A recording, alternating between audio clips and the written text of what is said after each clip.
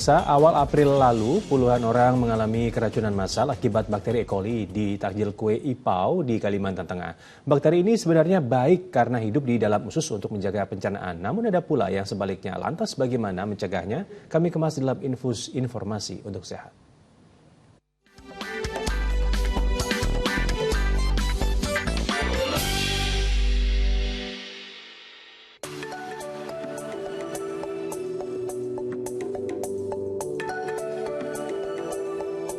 Wah, kalau udah masuk bulan puasa, yang namanya jajanan untuk berbuka emang menggoda ya.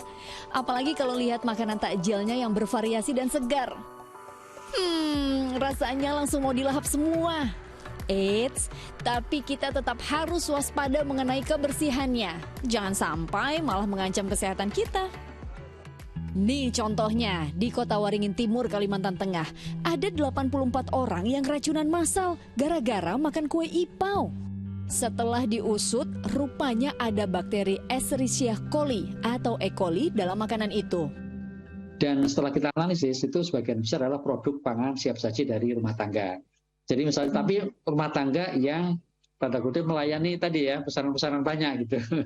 Kalau yang dari catering atau jasa buka kan biasanya mereka sudah punya izin dan mendapatkan pembinaan pengawasan. Tapi yang rumah tangga ini, karena kan biasanya misalnya dia tidak memproduksi setiap hari, tapi kemudian ada pesanan, produksi, dan sebagainya.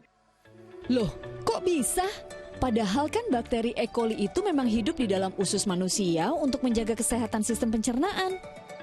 Nah, itu dia.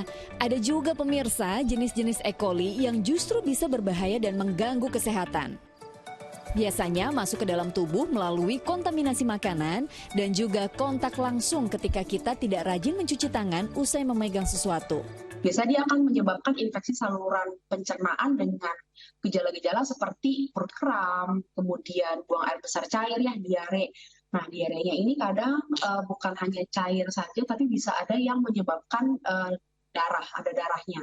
Kemudian ada yang sampai kehilangan selera makan, kemudian mual dan muntah, dan juga biasanya disertai dengan demam. Duh, intinya sih yang namanya bakteri ataupun virus harus dicegah dengan menjaga kebersihan ya. Untuk mencegah terinfeksi dari bakteri E. coli, Anda tentunya harus memperhatikan beberapa hal ini. Yang pertama, rajin mencuci tangan, apalagi setelah menggunakan kamar mandi, setelah menyentuh hewan, sebelum memasak, dan juga sebelum makan. Yang kedua, rajin menjaga kebersihan makanan. Yang ketiga, memasak dengan benar, misalnya daging sapi, sehingga Anda harus memastikan memasak dengan suhu dan tingkat kematangan yang pas. Yang keempat atau yang terakhir, ini tidak boleh minum air sembarangan. Perlu diingat, bakteri E. coli ini bisa berada di mana saja, termasuk di dalam air. Dari Jakarta, Teatrika Putri, Dedi Effendi melaporkan.